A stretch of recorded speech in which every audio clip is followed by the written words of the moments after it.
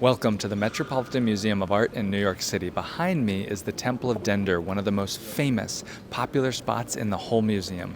My name is Nick Gray, and I've been a tour guide here for many years. I led unofficial tours for celebrities and businesses. Today, I'm going to show you all my favorite spots. That includes the American wing. I'm going to show you the paintings. I'm going to show you some of my highlights in the Egyptian section. And I'll probably show you my favorite room, which is Gallery 700. Follow me and let's go explore the Metropolitan Museum of Art in New York City. One thing I want to tell you, next to the Metropolitan Museum here in the Temple of Dender is this painting, and you can see the realistic colors that are on the wall. That's done by this projection mapping that's right up there. Can you see the projector there? This is a new thing that they've done in the last 5 years, and what they do is show you the actual colors of how the temple used to be painted. Now that's interesting, but actually something over there from my tours I think is a little bit funnier. Come meet me over there. This Sphinx was smashed into thousands of pieces, and it's one of my favorite stories here at the Met. By the way, I used to give tours to people here, and I saw on some other tours that people would go up and they'd put their hands on it and they'd touch it. And so I would tell my friends that they could do that they could put their hands and they could touch the object. It wasn't until later that I found out that the tours that I saw, because the guards would yell at me, but I'd tell people, like, it's okay, you can touch it, it's fine. I saw other people do it. It wasn't until later that I found out the people that I saw doing it were blind people, and that was part of the touch tour. So I no longer lead touch tours for my sighted visitors. But this object, it's interesting because it was split into thousands of pieces, and you can see that it was recreated. They found it in a quarry where all the pieces were dumped down. So many cool things in the Egyptian galleries. This is right next to that temple I showed you at the beginning of the video. Let's keep going to my favorite spots. Right around the corner from the temple is my favorite gallery, and it's Gallery 700, which we're about to walk into here. Gallery 700 is outside of the American wing, and can you see how pretty this is? One thing that I love about this is all of the sculpture that they have right on the floor. Sculpture from American artists from so many years. Things like this one, this is Cleopatra.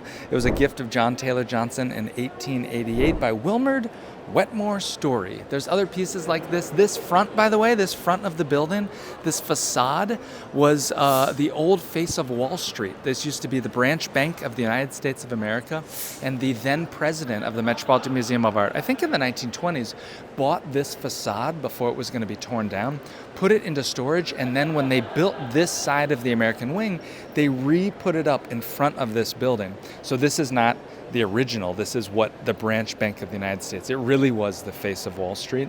They recreated here, and you used to walk in out of Central Park, coming up this way into the American wing from right here. What you have to see inside the American wing is George Washington crossing the Delaware. You've read about this in history books, you've seen it everywhere.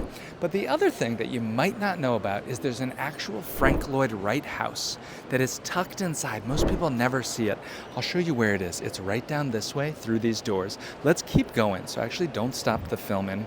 Let's keep going and I'll show you where it is.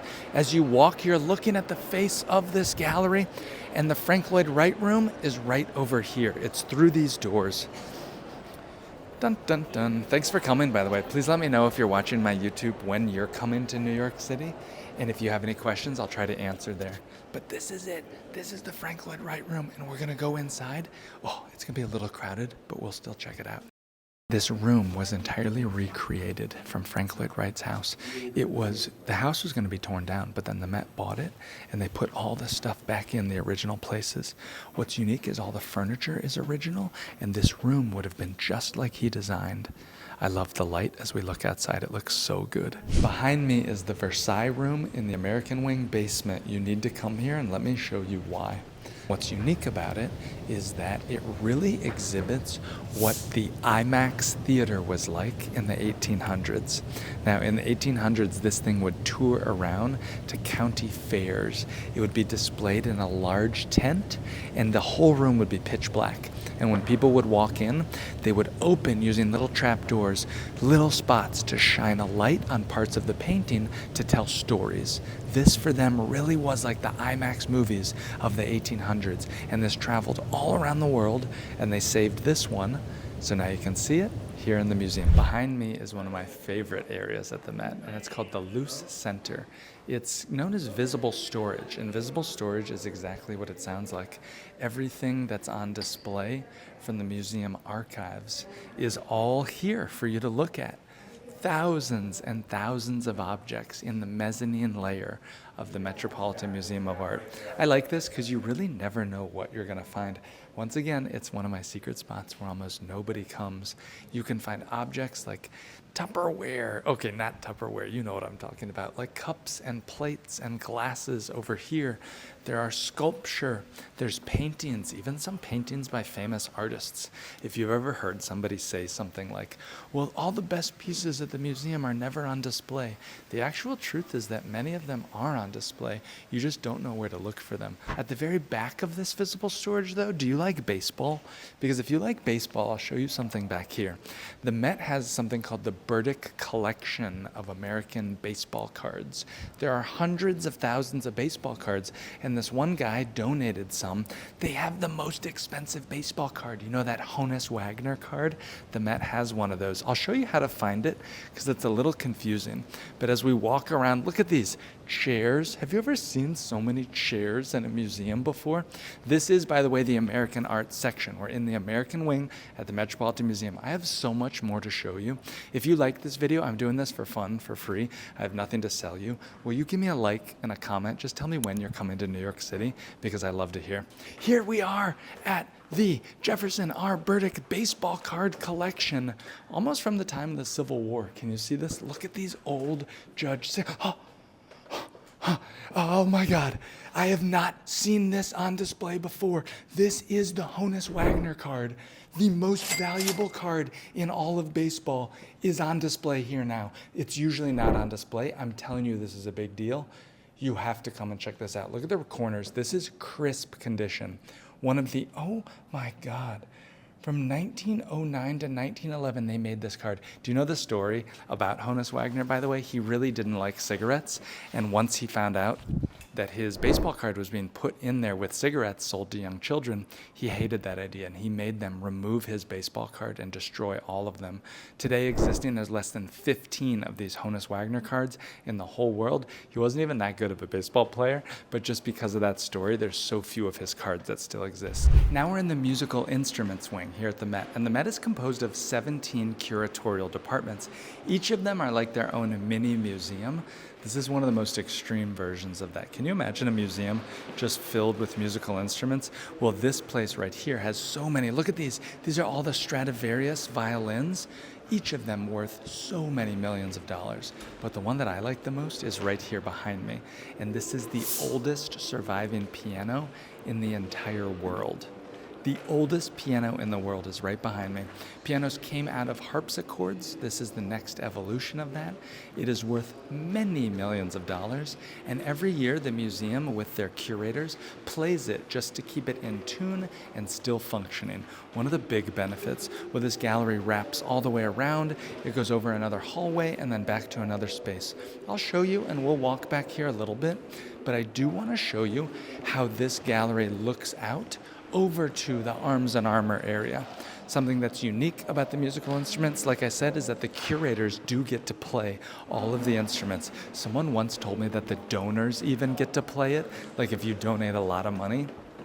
To go to the other section of musical instruments, which most people miss. Remember, what's special about my tour is I'm showing you all the secrets that other tours probably are not.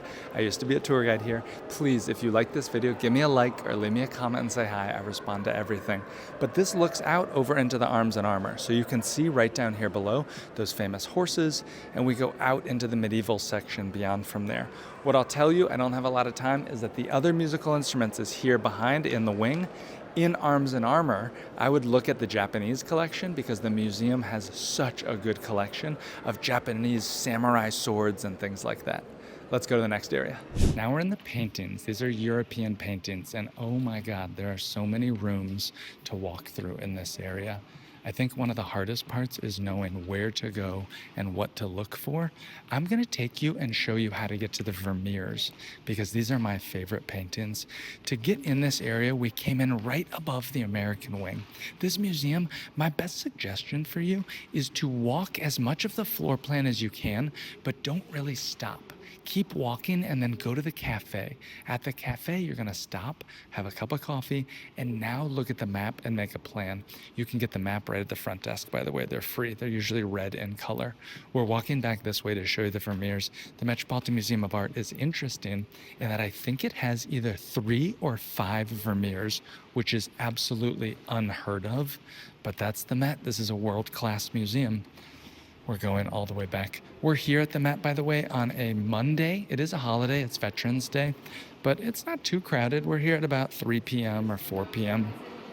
I'm walking you back because European paintings goes all the way back here, and this is where we need to get to.